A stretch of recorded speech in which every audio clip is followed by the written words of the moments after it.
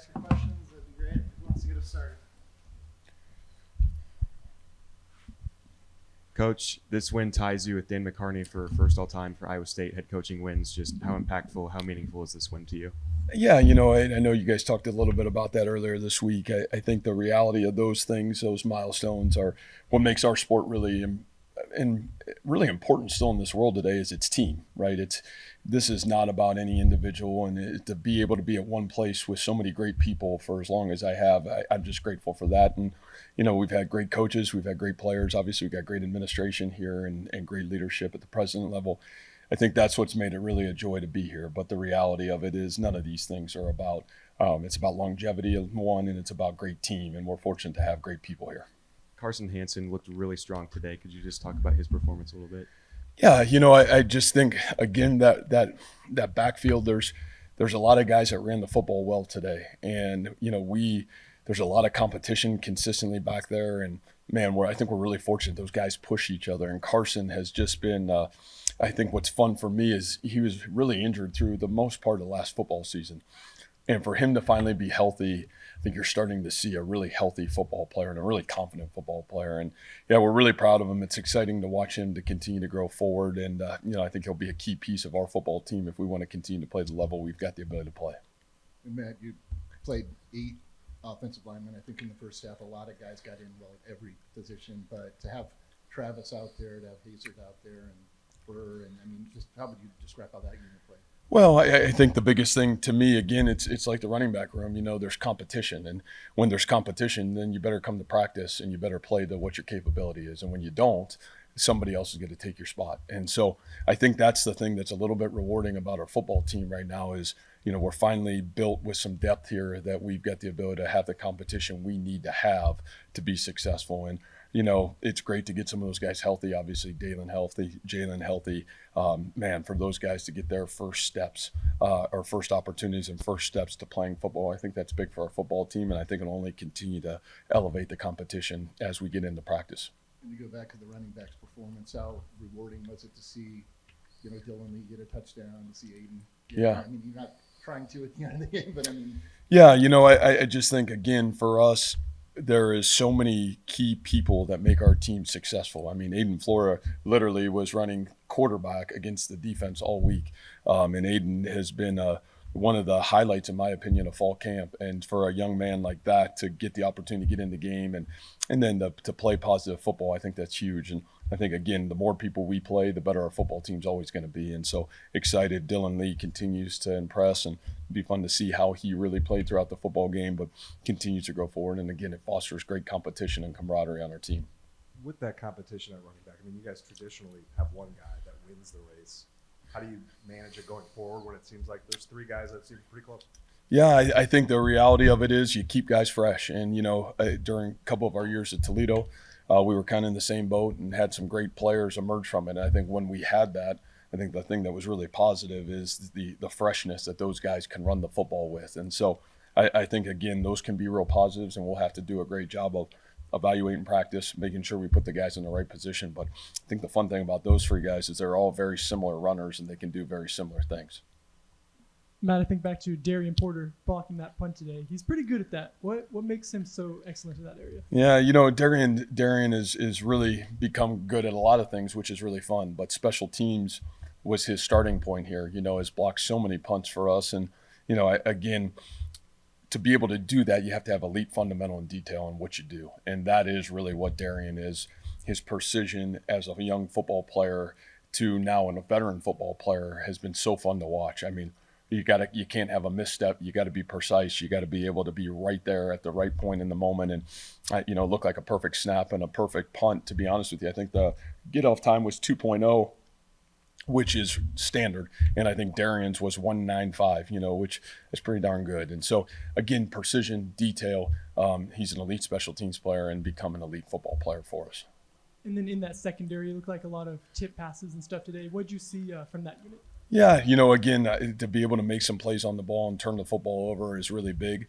Our football team, that's something we continue to stress is obviously taking care of the ball and creating turnovers, and to be able to do that at times today, I thought was really big. Obviously excited to be 3-0, I would imagine, but how excited are you or how excited are you to get this team into Big 12 play and continue to prove yourself? Yeah, I think the last part of your question is right. Like, we got a lot to prove. I mean, we're a football team that's got a lot of work to do. Obviously, when you get into conference play, you want to be at least creating some momentum for yourself. And I do feel like, we were able to do some of that at times today. But, to win in the Big 12 is hard. And to win week in and week out is really, really hard. It's going to take everything we got. And so I think the challenge for us, can we keep getting better? Can you keep improving? Can you continue to show up? Obviously we got to go on the road next week, which isn't easy to do. And it's really hard to win conference games on the road. And it'd be a great challenge for us next Saturday. How do you feel like your non-conference challenged your team, and how do you feel like they've improved through these 3 games? Yeah, I think you look at all the teams that you played, and man, that team just went to Michigan last week and played a really good football game against Michigan. I think you look at that North Dakota team that we played week 1, and all they've done is win since they've left our place, and beat a really great Montana team and have played really good football. And then obviously we know what Iowa is, and so I think for us, we got challenged in different styles, different themes, and yet we've had the ability to continue to grow forward. And I would also say, having a bye week early on and having the ability to come out of a bye and play good football, I think that's really hard to do in our sport. And I thought our kids really handled that well. In addition today to getting the run game going, you guys got the tight ends involved, particularly in the first half there. When you have the run game going, the wide receivers going, the tight ends going, all of them kind of clicking at once, what is the potential of this offense going forward? Well, I just think the reality of the offensive football is we're going to do whatever offensively we need to do to win football games. And I think we've played really 3 different styles in 3 different weeks. And if you want to be a great team, we're not chasing offensive numbers. We're chasing wins. And so we're going to do whatever it takes to win the football game. And, I thought, the great thing today is it showed you could be able to run to set up the pass at times. And I thought that was really big. And obviously, Coach talked about Ben Bramer kind of dealing with injuries earlier in the season. Now, today, obviously, got a good amount of yards with catches, as well as a guy like Tyler Moore, obviously, kind of dealing with injuries like you kind of said last season when he caught that pass against UNI for the touchdown. And then today, obviously, scoring. Can you kind of talk more about, obviously, Tyler Moore, his tenacity to want to be out there and score, and then Bramer's play? Yeah, I think that's a really great question, honestly. I think that's our sport doesn't get talked about enough. This is a hard sport. Right, and injuries are devastating. And, Tyler, to what he had to go through a year ago and to be able to battle through that and to stay the course and then to get to reap the rewards of that today. Ben, I think you guys see a guy, man, had a great freshman year, but the confidence blow that can have to start the season, you're injured, you're not right, and have the mental toughness and fortitude to work through it. I think that's what our sport is, and there's going to be good days and there's going to be some really tough days, and can you stay mentally tough enough to just keep growing forward? And those 2 guys certainly have, and Tyler Moore is a great story because I think what he went through would paralyze a lot of people a year ago. It was really frustrating and really hard to watch, and for him to be able to power through that and now be making some great plays for us, I'm really proud of him.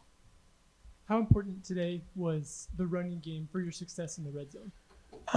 Yeah, I think we've been really successful already this fall in the red zone. We've done a great job, and I still think it has the ability, when the field shrinks down there, you got to be able to run the football at times for sure, and then you got to be able to make plays, in tight confined spaces. And when you got a quarterback like we do, I think he gives you the ability to maneuver the entire width of the football field down in that red zone area. And so we're really fortunate to have Rocco's precision and detail. And then obviously, it was great to see us be able to run the football down there. But again, I feel like we've been really good in the red zone because we've got the ability to kind of attack you in a lot of different ways.